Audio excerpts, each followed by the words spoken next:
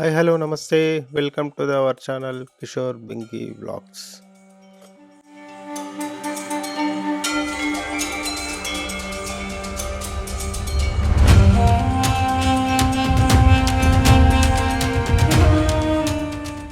ఒడిస్సాలో Puri Jagannath temple లాగే మన Hyderabad idea బొల్లారంలో కూడా ఉంది.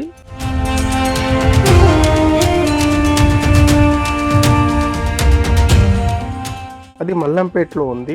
ఇది కొత్త ఓఆర్ఆర్ ఎగ్జిట్ నెంబర్ 14 నుంచి 2 కిలోమీటర్ల దూరంలో ఉంది. ఎగ్జాక్ట్ అడ్రస్ వచ్చేసి వైఎస్ఆర్ కాలనీ ఐడియా బొల్లారంలో ఉంది. ఈ టెంపుల్ గట్కేసర్ నుంచి 60 కిలోమీటర్లు, అదే ఉప్పల్ నుంచి అయితే 40 కిలోమీటర్లు, సికింద్రాబాద్ నుంచి వస్తే 30 కిలోమీటర్లు, మియాపూర్ నుంచి వస్తే కేవలం 9 కిలోమీటర్ల దూరంలోనే ఉంది.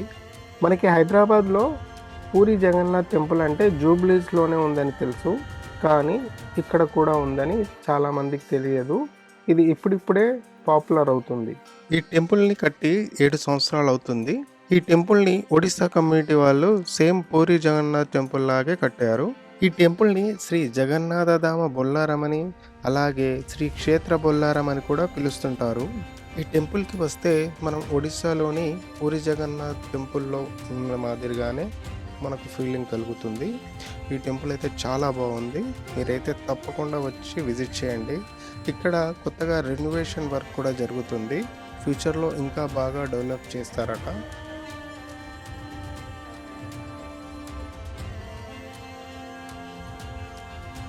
ఈ దేవాలయ ఎంట్రన్స్లో పూరి జగన్నాథ్ టెంపుల్లో ఎలా ఉంటుందో ద్వారానికి ముందు వర్ణస్తంభం అలాగే ఇక్కడ కూడా ఉంటుంది. టెంపుల్ టైమింగ్స్ వచ్చేసి ఉదయం 5 నుంచి మధ్యాహ్నం 1 గంట వరకు, మళ్ళీ తిరిగి ఈవినింగ్ 4:30 నుంచి రాత్రి 9:30 వరకు ఓపెన్ అయి ఉంటుంది. నేను మధ్యాహ్నం వెళ్ళాను, అందుకనే క్లోజ్ చేసి ఉంది గర్భాలయం. సో మీకు దేవతల్ని చూపించలేకపోతున్నాను. మనకు గర్భాలయం ముందే గరుడ స్తంభం ఉంటుంది.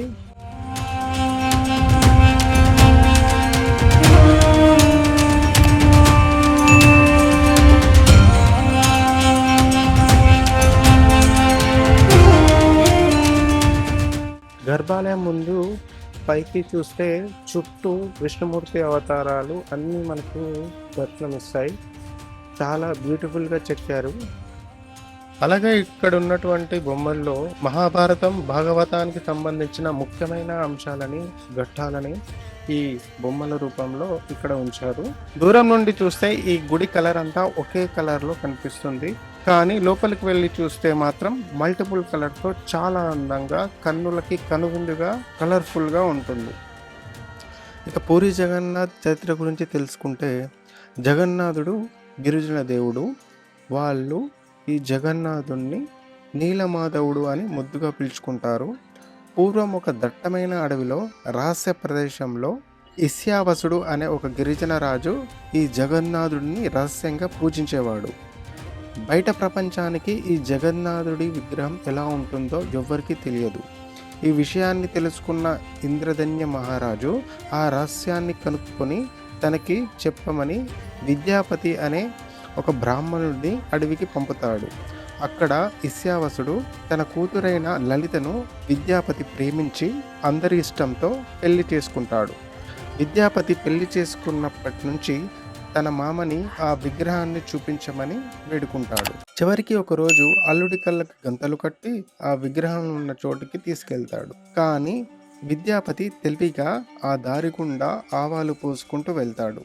కొన్ని రోజులకు ఆ ఆవాలు మొలకెత్తి ఒక దారిలా కనిపిస్తుంది. అప్పుడు విద్యాపతి తన రాజు అయినటువంటి ఇంద్రధన్య మహారాజుకి కబురు చేస్తాడు. రాజు అక్కడికి వెళ్ళి చూసేసరికి విగ్రహాలు మాయమైపోతాయి. ఇంద్రధన్య మహారాజు నిరాశతో, బాధలో నిరాహార దీక్ష చేస్తాడు. అశ్వమేధ యాగం చేస్తాడు. అప్పుడు జగన్నాథుడు కలలో కనిపించి సముద్ర తీరంలో చాంకీ నది ముఖద్వారానికి వేప మొద్దులు కొట్టుకొస్తాయి, వాటితో నా విగ్రహాలు చేయించమని చెప్తాడు. నది తీరానికి వేప మొద్దులైతే కొట్టుకొని వచ్చాయి, కానీ విగ్రహాలు ఎలా చేయాలి? అప్పటి వరకు జగన్నాథుడిని ఎవ్వరు చూడలేదు. ప్రపంచంలో ఉన్న ఏ శిల్పి కూడా విగ్రహాన్ని చేయడానికి ముందుకు రాలేదు. అప్పుడు దేవశిల్పి అనే విశ్వకర్మ వికలాంగుడి రూపంలో వచ్చి, నేను ఈ విగ్రహాలు చేస్తాను, కానీ విగ్రహాలు చెక్కడం పూర్తయ్యేంత వరకు నా గదిలోకి ఎవరు కూడా రావకూడదు. విగ్రహాలు పూర్తయ్యేంత వరకు నేను పచ్చి మంచినీళ్ళు కూడా తాగను చెప్తాడు ఆ రాజుకి. ఆ రాజు కూడా అలాగే అని చెప్తాడు. రోజులు గడుస్తున్న కొద్దీ ఆ శిల్పి ఉన్న గదిలో నుండి ఎటువంటి శబ్దాలు లేవు. అంటే బొమ్మలు చెక్కేటప్పుడు వచ్చే ఉలి శబ్దాలు కూడా ఏమి రావడం లేదు. అది గమనించిన రాణి గూండిషాదేవికి ఒక అనుమానం వచ్చింది.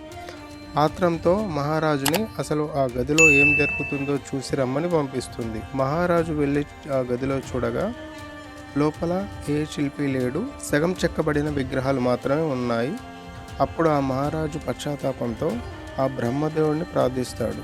వెంటనే చతుర్ముఖ బ్రహ్మగారు ప్రత్యక్షమయ్యి, ఇక నుంచి ఈ విగ్రహాలు ఇలాగే పూజలు అందుకుంటాయి, ఈ విగ్రహాలకి ప్రాణప్రతిష్ఠ నేను చేస్తానని చెప్పి ఆయనే ప్రాణప్రతిష్ఠ చేస్తాడు.